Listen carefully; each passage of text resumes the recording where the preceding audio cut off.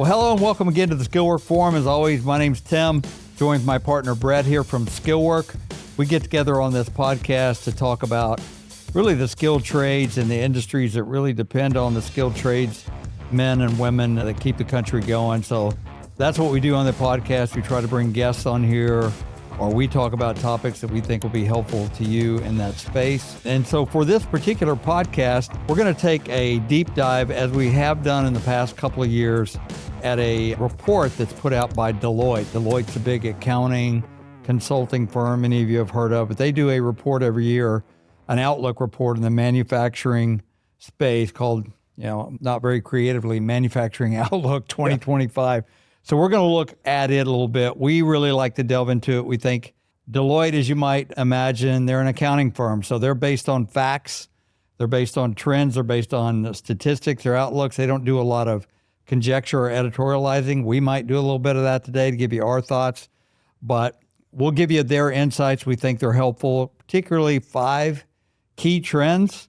So we're going to summarize it for you here today. Before we do that, kind of a brief recap of the broad topics that impacted 2024, Brett. So what were the 2024? So, kind of at the beginning of 24, the, inflation was on a bit of an uprise. And so you had falling orders, you had rising customer inventories. And so all of this just led to further production cuts, trying to get their inventories in line. And so you saw a little bit of a drawback on that, and so kind of as the year progressed, while the rates of inflation, started to diminish a bit, manufacturers were still facing higher costs. If you think of it at home, if your home costs were going up, the front end of that is the production where it comes from. And so most people were experiencing just higher normal cost of goods. And so that everything gets passed on. It gets passed on. And so if it was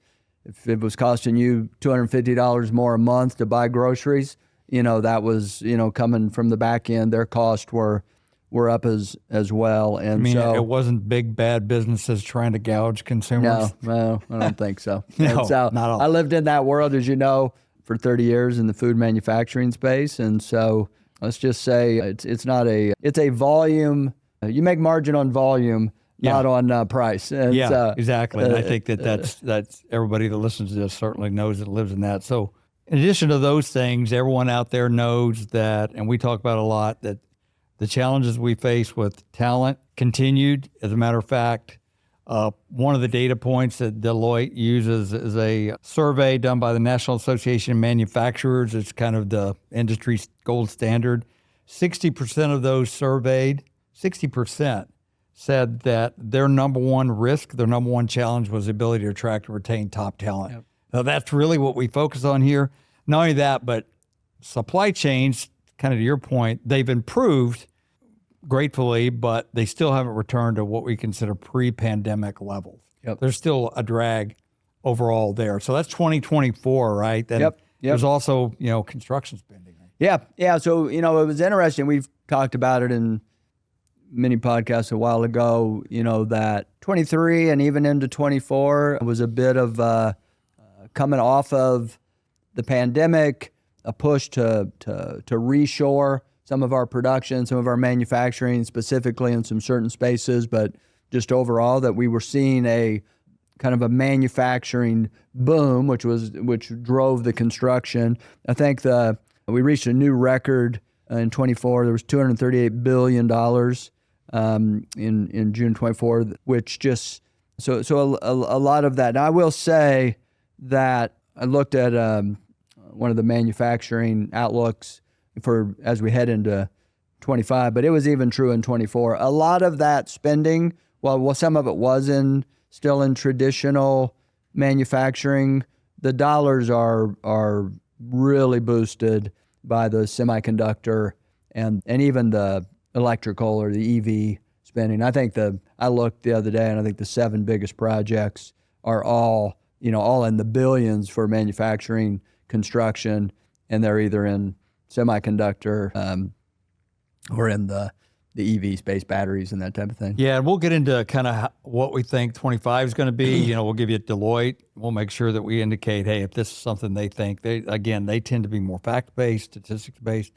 We'll offer our opinions, and I think it's safe to say the new administration coming in, who most business people feel like are going to be more friendly, the environment and climate for continuation of spending and investment in capital projects is going to be there. We'll get into that as we look on to 2025, which we're going to do now. We're going to press into what's the outlook. So broadly speaking, I would say before we get into these 5 key trends, economically, costs are going to continue to grow, but at a more reasonable pace, somewhere around 2.5% to 3% in there. So the cost of raw goods are going to continue to grow. However, we've already seen the Fed starting to lower interest rates, which is good. We think that trend's going to continue. So the cost of money is going to decrease, which is going to help with capital expenses. And overall, as I mentioned briefly, and this is our thoughts, and it's not just ours, you see it across the spectrum. It's not a political statement, it's just a fact that the new administration coming in is going to be a little bit more friendly, perhaps, loosen some regulations and oversight. So I'd say there's going to be overall optimism, generally speaking, economically as we head into this 2025. Yep. Yeah, I think there's, we're in the, like I said, the precipice of these kind of slow recoveries. These things don't move, but definitely probably an administration that wants to fuel the idea of spending. And spending and investment, and there'll be less. There's a whole organization that's being put in place to reduce government regulation. Yep. And which we all would agree that sometimes it can be a drag on business. Yeah, we'll see how it all. So, but coming out, the supply chain challenges overall, obviously, the light that got shined on supply chain challenges and some of the things that had happened over, a period of years, really got a spotlight put on them, during the pandemic. We are still slowly recovering from all of that, so you're still seeing some supply chain issues, somewhat in shipping delays. It's not all that uncommon to see, boats off the port, that they can't get in for a variety of different reasons. We talked about, and we will talk about some more, the labor challenges, the increase in costs. I know just for us, Tim, at Skillwork, and what we do in deploying maintenance technicians all over the country. I think I'd looked the other day, and our cost in the last couple of years. Well, let me reframe that. The cost that our skill workers make, their wages, is up about 11%. Which is probably not all that uncommon as to what facilities are seeing to find the talent. Demand, it's simple, supply and demand.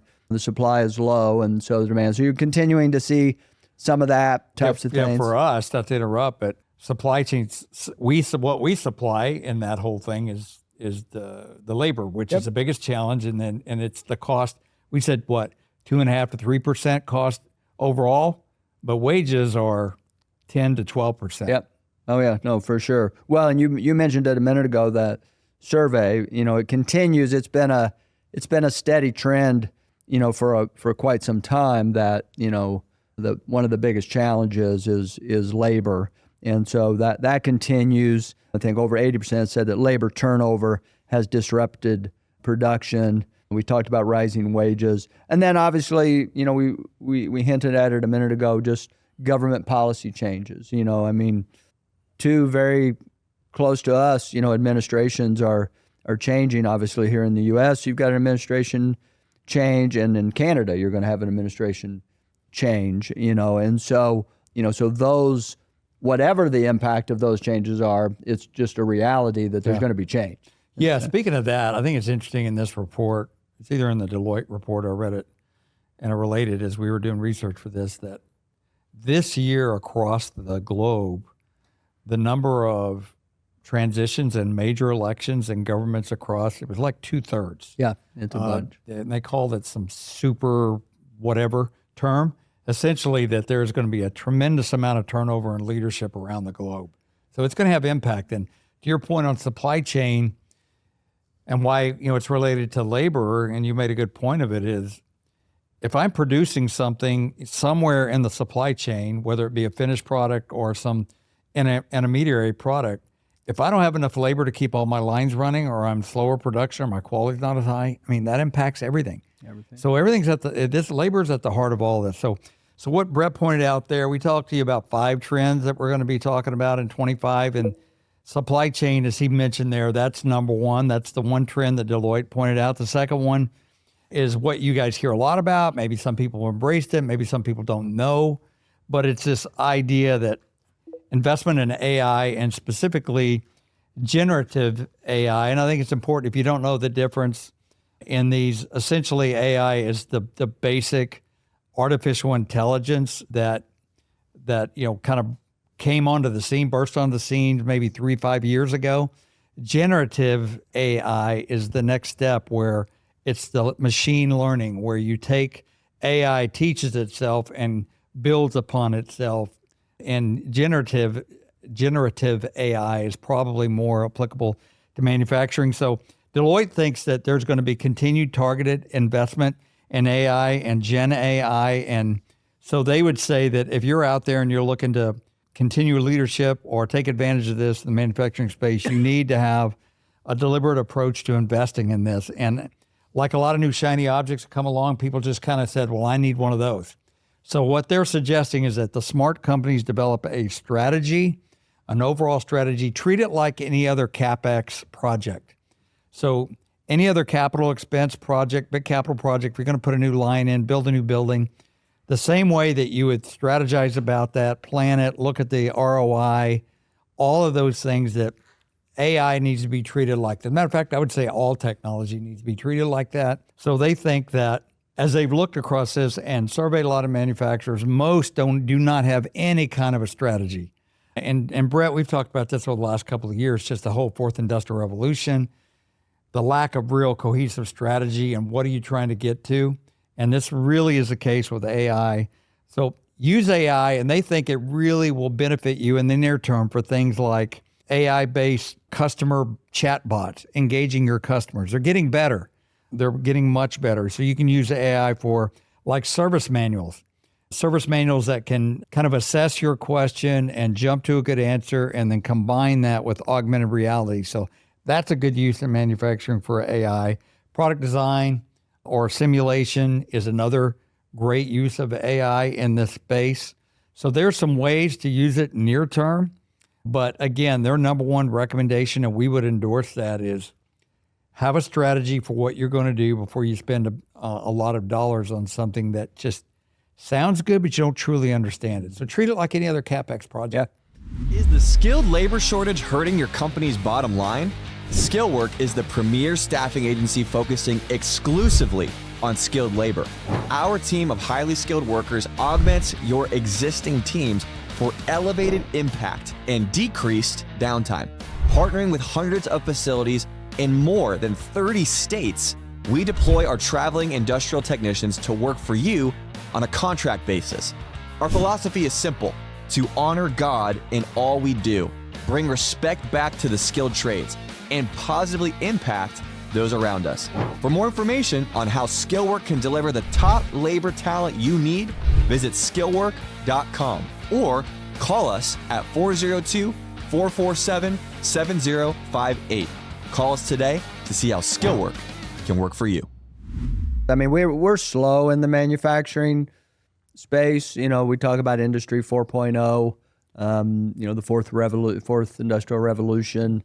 You know, a lot of experts would say that we're maybe at about 2.0 or 3.0 at this point. You know, kind of a thing. We're slow to it, but I think little by little it's coming. I think AI is gonna continue to push that. You know, think of it, or I think of it more. You know, when I was in the manufacturing space, the day when we started putting PLCs on everything, and the PLC would tell us things, that was a big step. You know, from very mechanical type operations to this type of thing.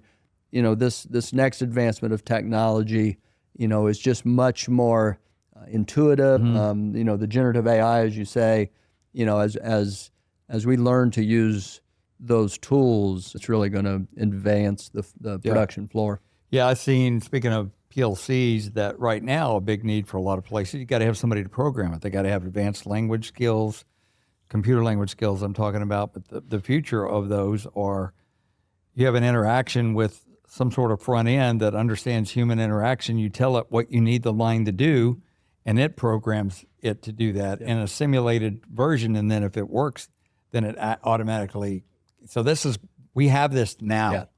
And this is where we're headed. Well, it's, if you think about it, we talk about, but broader, the industry talks about that. One thing they think AI will put in a lot of danger is people that write code.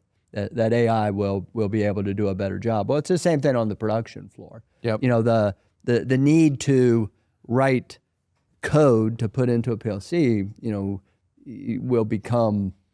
You're going to need less people that can do that, most likely. I think that's a clear opportunity, but it's also, for some people, it's a risk, I suppose, depending on if that's your world. So that's the second thing. The third thing is kind of related. I'll just go into it here.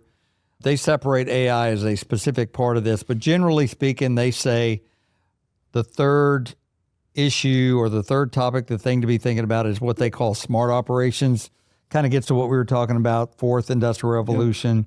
It's this digital transformation to the fourth IR, and everyone across the spectrum shows that investments are going to continue along this way. About 30% of budgets in manufacturing and their operating budgets had something to do with smart manufacturing, whether it be cloud or AI or 5G, et cetera.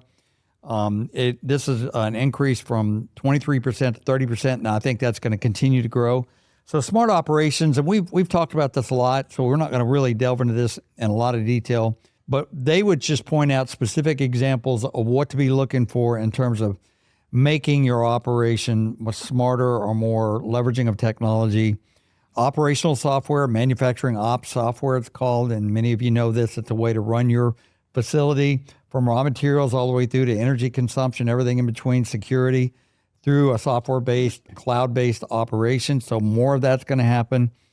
5G is becoming more and more ubiquitous across the country. This is essentially mobile network technology that provides incredible increase in speed and bandwidth, which is going to allow you to do more mobile technology stuff. Think about handheld devices inside a plant. More of that's going to happen. We've talked about digital twins and modeling simulations. That's going to continue to happen where you basically have a digital model of your whole operation. You can brainstorm and look at and innovate new ideas and changes or bring on new lines or new products in a digital world before you actually move to hardware or actual physical manufacturing machines and equipment. So that's something, definitely be looking at that. And they would also say this end-to-end ecosystem that connects suppliers, what you do as a developer, as a manufacturer, and your customers, all in an end-to-end integrated system that learns, is smart, takes advantage of this stuff that we talked about, whether it be 5G or AI. So these are the things that they call generally smart operations. Is going to be more of that. Yep.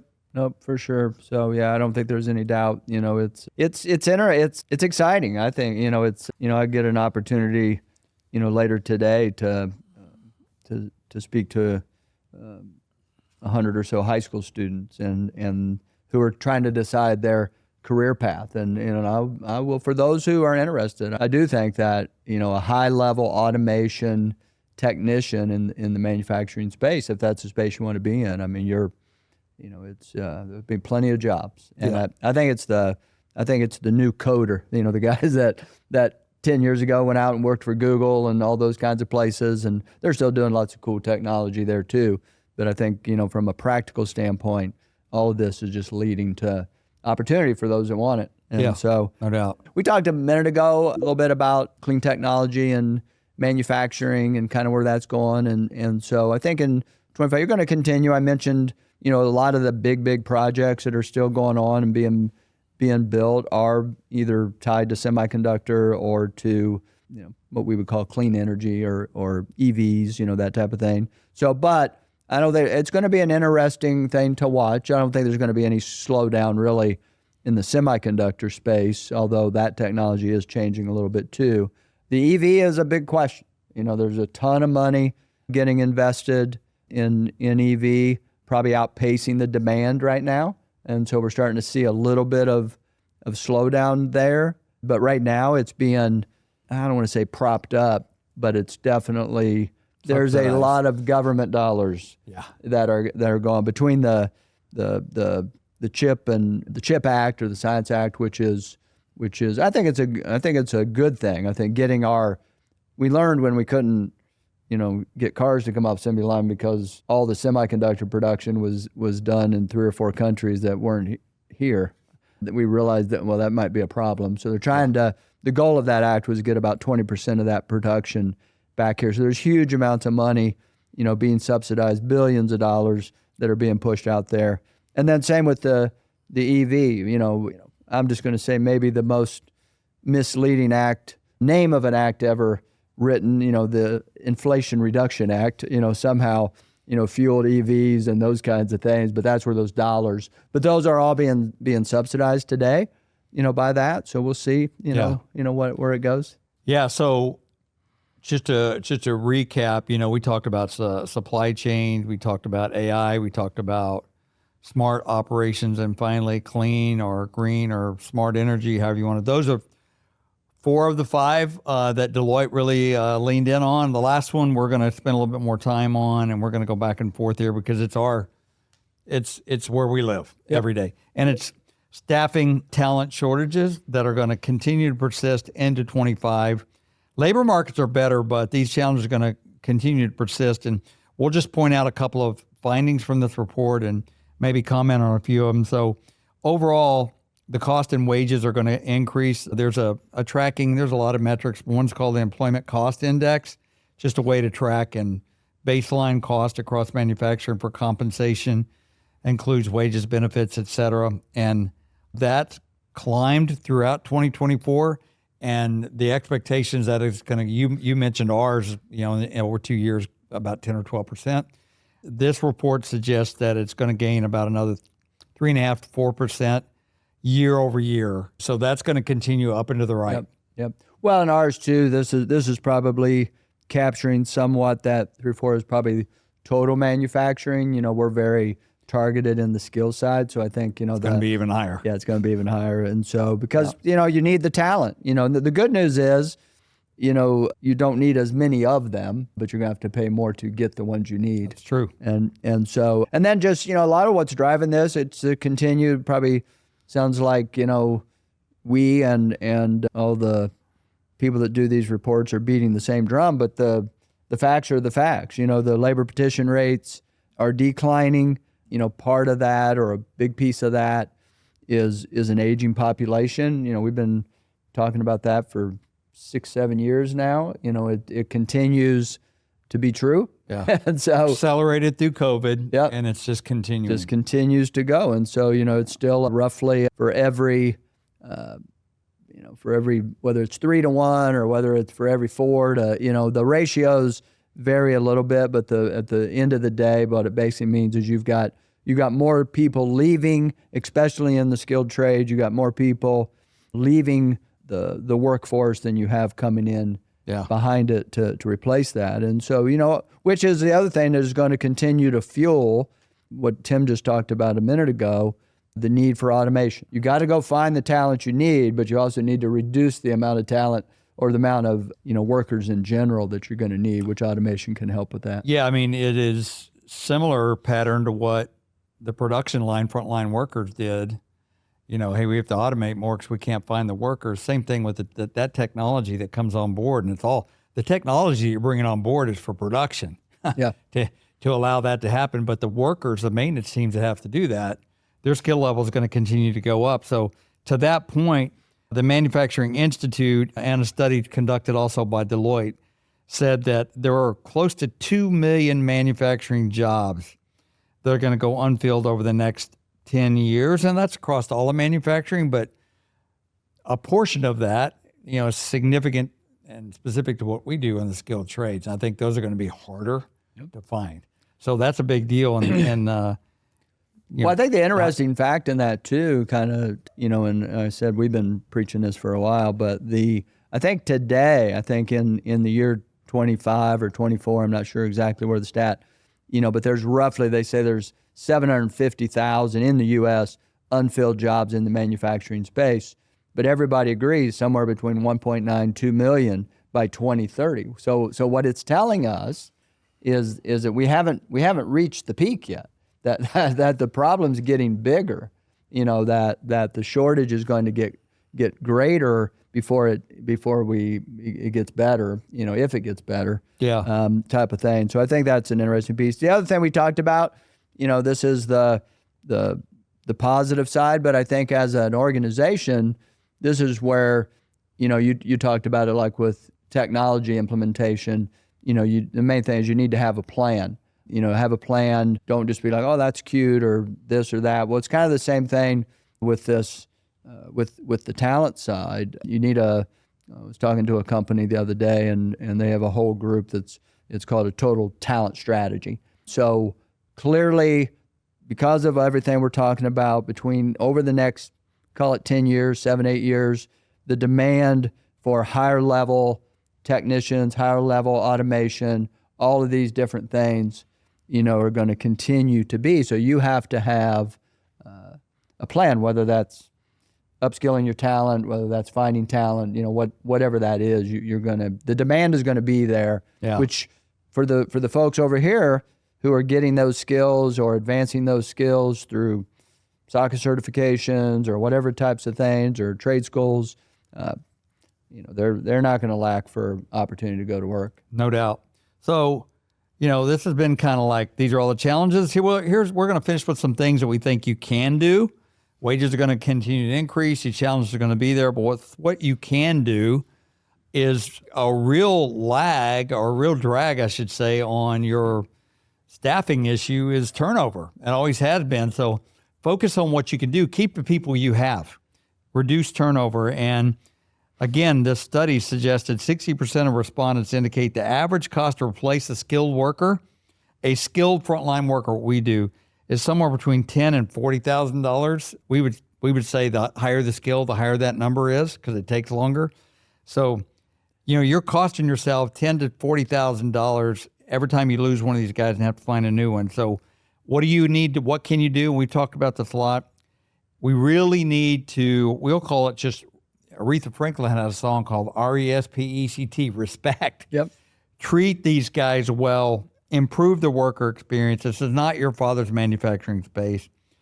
Hear what they're saying, capture their sentiment, look at things like flexible schedules, shift patterns, communicate more, just treat them as though they're an integral part to what you do and bring them into communication. How's the company doing? What is your strategy? What is your goal? Get their input. Give them upskilling opportunities. So treat your employees well. Yeah. Yep. It's like I said, I said it a minute ago. I'm gonna repeat myself a little bit here, but it's not if you have a skills gap, you have a skills gap. It doesn't matter. We talked to lots of companies, enterprise, Fortune 500 companies, Fortune 100 companies to, small plant. They all have a talent gap. They all have a skills gap. So identify that and then have a plan. Like I used the term a minute ago, a total talent strategy. Identify it. Don't be so reactive to the problem. Have a plan where it's over a period of time. It's upskilling. It's these different things to impact your talent ecosystem so that you are a little bit ahead of the curve as opposed to being caught by it. So there's a lot of advanced talent planning tools that are out there. So you want to look at that. Obviously, can't let it go without a little plug for what we do. So you can obviously reach out to us. Tim will tell you how to here in a minute. Well, I was going to say, that we're part of this. We're in it every day. It's what we do all day, every day. And so we're intimately familiar with some of these things we can do. We focus on upskilling our guys. We look for 24/7, 365. We're focused on finding the best guys that do skilled trades work to deploy them out to facilities like yours all day, every day. I would say in finishing, general overall things, we've talked about a new administration coming in. By the time this hits the air, we'll have a new administration in place. more business, at least friendly to business operations, onshoring of manufacturing. Rates are going to decrease, dollars flowing back into the country. So these things are all positive. We're just going to suggest that while that happens, that just means you're going to have a higher need as you grow, higher need for some of these guys. So keep these things in mind. We hope it was beneficial to you. We'll encourage you to go read the full report. You can Google it, look it up, Deloitte, and there's several other reports out there. We hope that we were able to condense this, give it to you in a format that's beneficial for you. We appreciate you joining us here on the Skillwork Forum. We hope this discussion has had a big impact or positive impact. Remember, we exist to connect great skill workers to companies that need them all across the country. We do that all day, every day. So call us, give us a visit, skillwork.com. If we can help you, we will. If we can't, we'll be honest about it. One more thing, if you enjoyed the podcast today, just hit like or subscribe, pass it on to your friends, and it helps us know if we're having any kind of impact or even ideas for what we might cover in future podcasts. So we appreciate you very much. Thanks for joining us. Have a great 2025. God bless until next time. This is Brett Elliott, CEO and co-founder at Skillwork. Prior to starting Skillwork, I spent over 30 years in the food manufacturing space. From literally starting out cleaning the restrooms to becoming the maintenance manager, then the plant manager, to eventually becoming the president and owner, I've seen the manufacturing world from many perspectives. And like many of you, I've seen firsthand the growing need for higher skilled workers, while at the same time experiencing the shortage of this skilled talent. I started Skillwork to address that need. I knew the headhunter and the local temp agency models were not the solution. If you're experiencing the same shortage of talent at your facility, we would love to connect you with our team. Give us a call at 402-447-7058 or visit us online at skillwork.com.